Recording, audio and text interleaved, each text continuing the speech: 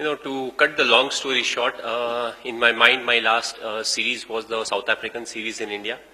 After that, it's pretty easy to judge why I went to Zimbabwe and all of that. And because of all that, finally, I told BCCI officially that I won't be captaining anymore. I'm somebody who believes in our scenario, split captaincy is something that doesn't really work, and it's not something that I had a view upon right now. It was into the full captainship role. So he was always ready. Limited or over format is not a big challenge, and that's why I finally decided that this is time to move on and give Virat the full captainship.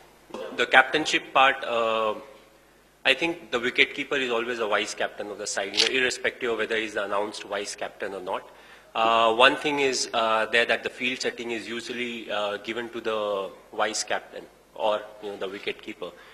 In this scenario, I'll have to keep a close eye as to what the skipper really wants, as to what are his preferential field positions. When I was the captain and the wicket-keeper, I always knew what I wanted, where I could keep the fielder. So I already had this chat with Virat as to how he likes his fielders, where he wants them to be, because that will have to change in the sense, I'll have to be more aware about, okay, these are the, like in whether he wants the short third fine or he wants it slightly wider, because different people, have different opinions on how they want to use a particular fielder. I was always thinking I'll have to keep a close eye. I can't just, freely on my own, you go left, you go right, and I'll have to consult him, tell him, because if it's strategically positioned in a particular place, it can become a bit of a problem, because if I start moving around. But, it's not something that's a big trouble to cope up with. It's just that I have to keep a close eye, especially in the first few games, maybe a couple of games where,